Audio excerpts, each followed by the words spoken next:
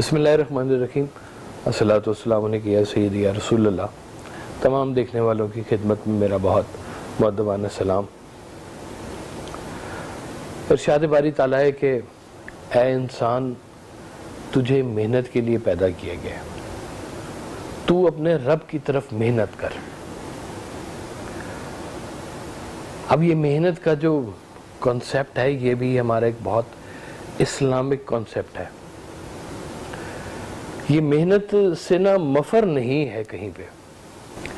अगर कोई कहे ना कि कोई मेहनत नहीं कर रहा या वो बेकार है, तो बड़ी मेहनत लगती है बेकारी में भी, ऐसे नहीं हो जाती खाली।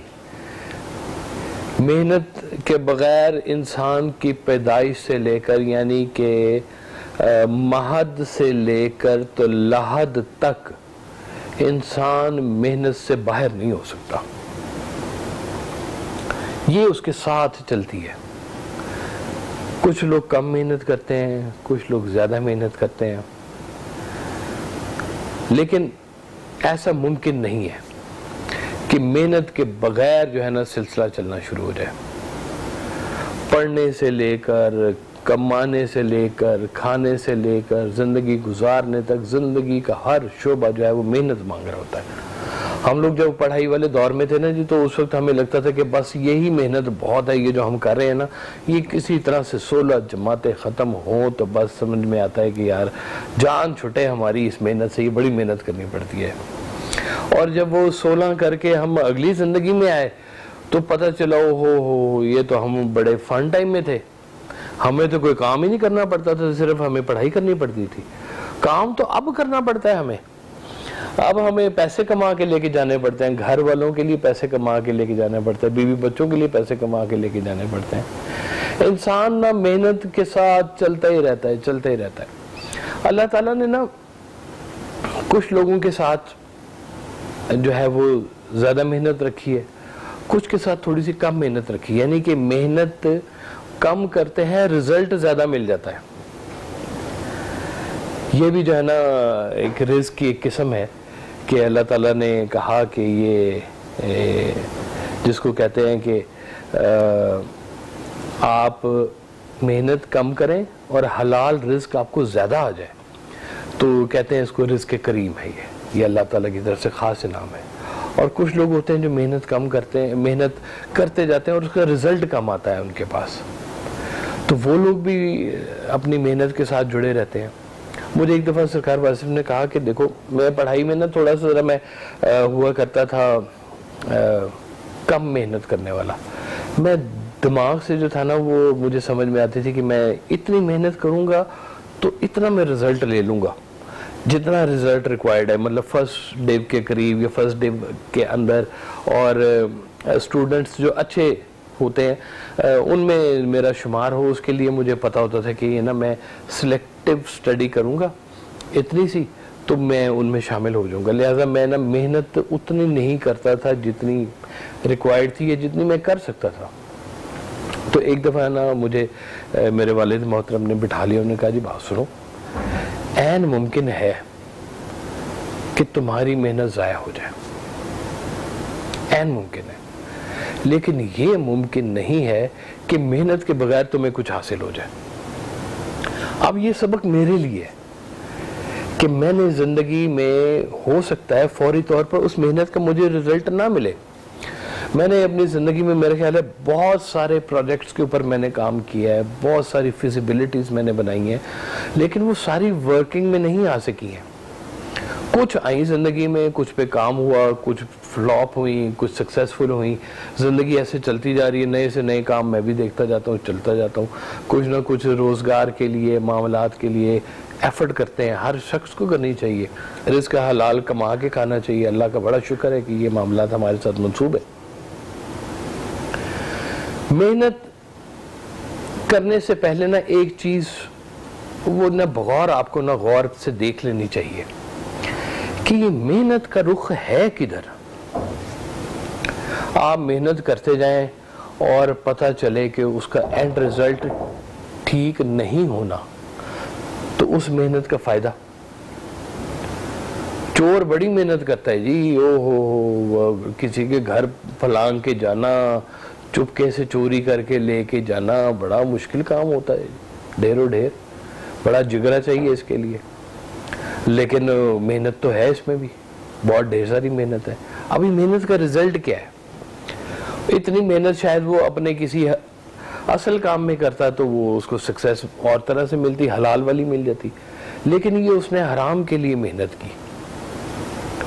इंसान जो है ना वो कहते हैं कि दोज़ख में भी कोई ऐसे नहीं चला जाता, बड़ी मेहनत करनी पड़ती है उसको, बड़े गलत काम करने पड़ते हैं।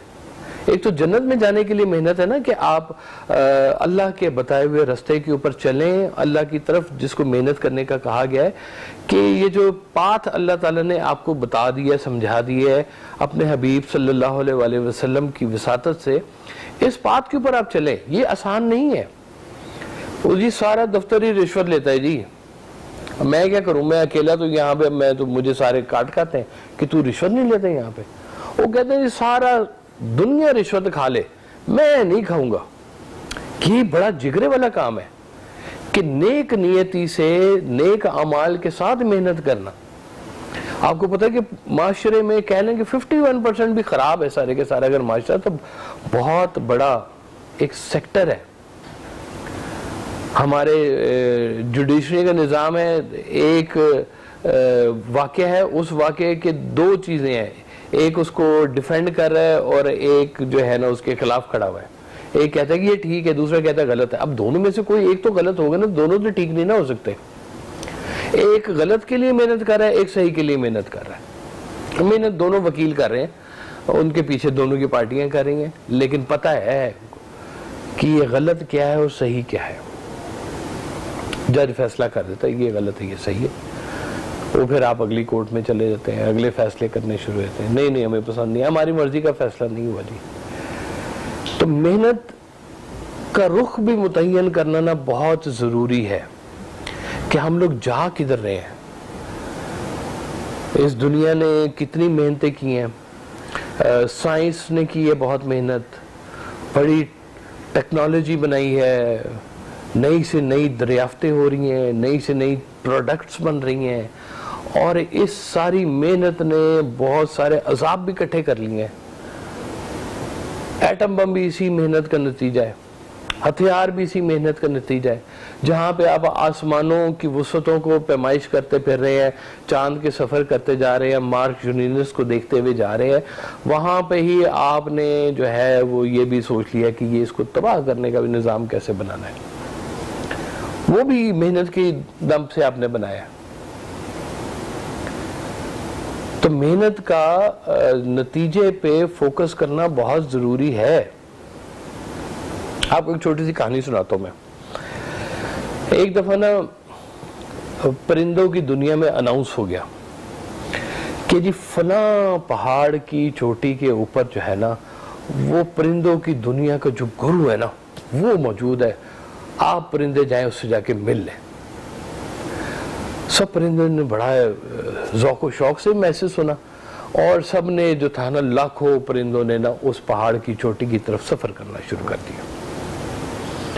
कहते हैं सफर करते करते कुछ परिंदे थक गए, कुछ वापस आ गए, कुछ तूफान की नजर हो गए, और बड़े तवील मेहनत जद्दोजहद के बाद जो था ना कुछ परिंदे जो थे ना वो पहाड़ की चोटी पर पहुंच गए। तो उस गुरु का नाम था सी मुर्ग। आवाज ये थी कि आपका जो गुरु सी मुर्ग है वो पहाड़ की चोटी पर है। तो ये जब परिंदे वहां पहुंचे ना तो देखा वहां कोई परिंदा कोई नहीं, कोई गुरु ही कोई नहीं वहां पे। तो उन्होंने कहा कि आवाज तो बिल्कुल सच्ची वाली थी, ये आगे है ही कोई नहीं हमें रिसीव करने वाला, गुरु ही कोई नहीं यहाँ पे।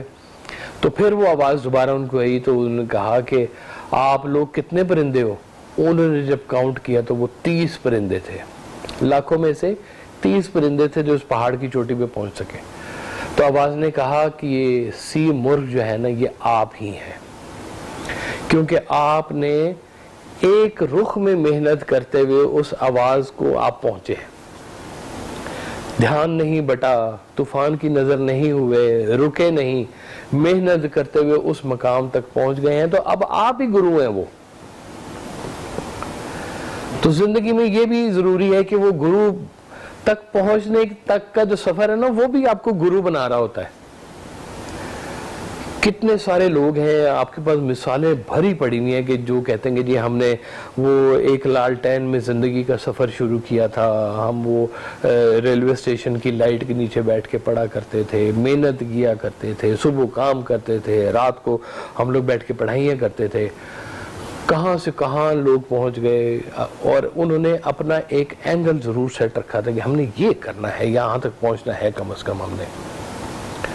वहां तक पहुंचने का जो सफर है, ये अगर आप सोच लें कि हमने जो है ना ऐसे करना है, पहाड़ की चोटी तक जाने के लिए बहुत से रास्ते हैं जी, मुसाफिर के लिए एक रास्ता है। अगर कहना कि पहाड़ की चोटी तक जाने के लिए 30 रास्ते हैं, 40 रास्ते हैं, आप यहाँ पे खड़े हों और कहें कि जी मेरा रास्ता ये है, मैंने जाना है, बजाय इसके कि आप खड़े होकर कहें दूसरे को वो तेरा रास्ता ठीक नहीं है, वो तू गिर जाएगा, तेरा फलां हो जाएगा, रास्ता तो सिर्फ मेरा ठीक है। वो सफर नहीं कर रहा, वो सिर्फ लोगों को देख रहा है। लोग सफर कर रहे हैं अपने अपने रास्ते के ऊपर, अपनी अपनी मेहनत के अंदर लगे हुए हैं, सब ने पहुंचना शायद वहीं पर ही है, लेकिन ये खड़ा हुआ देख रहा है, ये कहता है कि तुम गलत हो, और हो क्या रहा है कि वो अपना सफर नहीं कर रहा। अपनी मेहनत करता जाए, अपने सफर पे अपने उस रुजू को सामने रखते हुए चलता जाए, तो कहानी आसान हो जाएगी सारी की सारी, बड़े मसाइल हल हो जाएंगे। इंसान की जो है ना जी, वो कहते हैं कि ऐसा ना हो कि इंसान की जो मेहनत है ये उस वो बुढ़िया के सूत की तरह हो जाए कि जिसने सारी जिंदगी जो था ना वो सूत काटा, और एंड पे जो था उसको वो उलझा बैठी, और वो किसी काम का सूत नहीं रहा। कहते हैं एक वो किसान था जो बना रहा था घास की रस्सी, वो रस्सी बनाता जा रहा था और पीछे उसका गधा खड़ा हुआ था और वो खाता जा रहा था। और जब वो सारी रस्सी बना के फारिग हुआ तो देखा उसके हाथ में जो रस्सी थी बस वही थी, बाकी तो वक्त खा गया सारी रस्सी। हमारी जिंदगी का ना ये एक स्पेसिफिक टाइम पीरियड है। ये टाइम पीरियड आप देखें कि इसमें अगर कहें कि 60 साल की आपकी जिंदगी है ना, 60 साल में से 20 साल आप सोते रहते हैं। 24 घंटे में से 8 घंटे निकाल देना, क्या 24 घंटे में से 8 घंटे हम सो जाते हैं। कुछ टाइम हमने सेल कर दिया हुआ है अपने दफ्तर को, अपने कारोबार को, फिर कुछ टाइम हमारा खाने पीने नहाने में गुजर जाएगा, कुछ टाइम हमारा खुशियों में गुजर जाएगा, लेकिन बहुत ही मुख्तसर सा टाइम होगा जो सिर्फ आपके लिए होगा। और वो होंगे दरमियान में कुछ साल, 60 साल की जिंदगी में वो कुछ साल की जो है ना मेहनत को भी आप अपने गौर व फिक्र के हवाले से देखें कि ये इतना मुख्तसर सा टाइम है, इसमें अपने रब के साथ की रिलेशन के लिए हम क्या मेहनत कर रहे हैं। हमने जहाँ पे जाना है उस जगह पे जाने के लिए जो मेहनतें हम यहाँ पे कर रहे हैं, वो मेहनतें हमारी वहाँ पे कबूल भी हो रही हैं, नहीं हो रही हैं। ऐसा ना वो गधे की तरह हमारी सारी रस्सी खत्म हो जाए और हमारे प्रेजेंट में खाली हाथों कुछ भी ना हो। अपनी मेहनतों के रुख का तयन करना बहुत जरूरी है कि ये जा किधर रही हैं मेहनतें। अल्लाह ताला हमें बचाए ऐसी मेहनतों से जो मेहनतें ज़ाया हो जानी है। कहते हैं जी शैतान ने पता नहीं कितने साल उसका किस आसमान के ऊपर क्या नाम रहा है, फिर क्या नाम रहा है, और बड़ा वो इबादत में उसका मकाम था और उस मकामात के हवाले से उसके बड़े नाम और एजाज़ हुआ करते थे, लेकिन आखिर में अपनी तमाम जितनी भी उसकी ज़िंदगी गुजरी थी उस ज़िंदगी को, तमाम मेहनत को ज़ाया कर बैठा। सारी मेहनत रायगा सजदे हुए, सारे सजदे उसके रायगा हो गए, एक काम नहीं हुआ। तो ये भी ज़िंदगी के साथ बड़ा ज़रूरी है कि इस बात को भी देखें कि या अल्लाह ताला हमारी मेहनतें, हमारी छोटी छोटी जो मेहनतें हैं इसको भी तू कबूल फरमा। हमसे कोई ऐसी मेहनत ना हो कि जो तुझे कबूल ही नहीं होनी है। उस मेहनत का फ़ायदा क्या होगा? हमें अपनी मेहनतों का ये जायजा लेते रहना चाहिए, गलत तरफ तो नहीं जा रही हैं कहीं हमारी मेहनतें। हमारी अपने बुजुर्गों के साथ मेहनतें, हमारे अपने बच्चों के साथ मेहनतें, हम बड़ी मेहनत से पैसा कमा के उनकी स्कूल की फीसें देते हैं, उनकी कहीं गलत तो नहीं हो रही, कहीं उनकी तरबियत में कुछ कमी तो नहीं रह रही है। हम जिस चीज की तरफ उनकी तरफ मेहनत करनी चाहिए थी वो भी हो रही है, नहीं हो रही है, गौर करते रहना चाहिए जी हमें। अल्लाह का जो रास्ता है ना जी, इसके ऊपर जो मेहनत करने को कहा गया है, कहते हैं इसमें जो सबसे कीमती जो जरिया है ना वो है आपका सजदा। अल्लाह का रास्ता मोमिन के दिल से शुरू होता है, सजदे में आया होता है। ये सजदा जितना हम मेहनत से, ज़ौक़ और शौक़ से करते जाएंगे, ये हमारा रास्ता जो है ना उतना ही साफ होता जाएगा। हमने तो मेहनत करनी है वो वाली मेहनत कि जो उस रास्ते में कबूल हो। बाकी तो सारी मेहनत सारी दुनिया कर रही है, घर बना रही है, आप भी बना लें, पढ़ रहे हैं आप भी पढ़ लें, वो शायद हमसे ज़्यादा अच्छी गाड़ियाँ बना लेते हैं जो इस्लाम में नहीं है। हम नहीं बना सकते वो वाली गाड़ियाँ, हम खरीद सकते वो वाली गाड़ियाँ। वो कभी एक दौर हुआ करता था कि जो हमारे मुसलमान अभी भी देख लें तो शायद बेसिक्स पीछे इन्वेंशंस जो हैं खड़ी हुई वो सारी मुसलमानों की हैं। फल्कियात का हवाला हो, कीमियागरी का हवाला हो, वक्त की कोई कैद की डायमेंशंस हो, ये सारे पीछे कौन थे? मुसलमान थे। उन्होंने मेहनत की, अपने हवालों से मेहनत की और क्रिएटिविटी लेके आए। आज जो दूसरे नॉन बिलीवर्स जो लोग हैं वो मेहनत करके हमसे आगे चलते जा रहे हैं। इसमें इस्लाम का तो कोई कसूर नहीं है, शायद मेहनत में हमसे कमी हो रही है। तो जो दुनिया कर रही है आप करें, उसका इस्लाम से ताल्लुक नहीं है। कमा रहे हैं आप भी कमाएं। हमारा तो ताल्लुक ये है कि ये जो काम भी करना है इसमें अल्लाह की नाराजगी और उसको राजी करना वाले काम दरमियान में हमें मिस नहीं करना चाहिए, स्किप नहीं करना। बाकी आप मेहनत करें, दिल खोल के करें, हलाल कमाएं, बेबहा कमाएं, सखावत करें, अल्लाह के नाम की ढेरों ढेर करें। तो जिंदगी में जो है ना जी हमें ये जो अपने अल्लाह की तरफ वाली जो है ना जी ये कितने बड़े बड़े जो नाम हैं ये आहे सहरगाही के हवाले से मकबूल हुए हैं। हजरत इकबाल, मौलाना रूम, शेराजी, सादी, दाता साहब, सरकार दो आलम सल्लल्लाहु अलैहि वसल्लम रातों को उठ उठ के तो अपने अल्लाह के हुजूर सजदे किया करते थे, दुआ मांगा करते थे अपनी उम्मत के लिए। मेहनत उन्होंने भी नहीं छोड़ी। हम पे तो फिर वाजिब है कि हम मेहनत करें। जिनको पक्का पता था कि वो मासूम है, ये अल्लाह के हबीब हैं, अल्लाह के करीब हैं, जन्नत के मालिक मुख्तार हैं, वजह तख्लीक जहां हैं, मेहनत तो उन्होंने भी नहीं छोड़ी। पत्थर बांध के पेड़ के ऊपर आप वो मस्जिद की दीवार बनाते रहे हैं, जंगे लड़ते रहे हैं, चटाई पे सोते रहे हैं कि मकाम हो आपका मेराज शरीफ का और कपड़ों में पैबंद लगा हुआ हो। तो मेहनत करने का जो हमारे पास नमूना जो आपकी ज़ात मुबारका है उसको फॉलो रख के हम भी मेहनत करते जाएं और ऐसी मेहनत करते जाएं कि जो अपने हबीब के सामने, अल्लाह के सामने हम जो है ना वो सुरखरू हो सके। अल्लाह ताला ऐसी मेहनतों से बचाए जो ज़ाया होनी है। अल्लाह ताला मेहनतों के रुख हमारे दुरुस्त करे ताकि हमारी ज़िंदगी भी आसानी से गुजरे और हमारी आखिरत भी आसानी के साथ गुजरे। मुझे याद है वो एक दफ़ा मुन्नू भाई ने सरकार वाले साहब से पूछा कि ज़िंदगी आसान होनी चाहिए जी, दुआ फरमाए। तो आपने कहा कि ये भी दुआ करो कि मौत भी आसान होनी चाहिए, हमारी ज़िंदगी भी आसान हो, हमारा जाना भी आसान हो। अल्लाह आप सब पे करम करे, आपकी मेहनतों के रुख दुरुस्त करे और मेहनतों को कबूल फरमाए। इस अर्ज़ पाक पे अल्लाह ताला अपना ख़ास करम और फजल अता फरमाए। अस्सलाम वालेकुम व रहमतुल्लाहि व बरकातहू।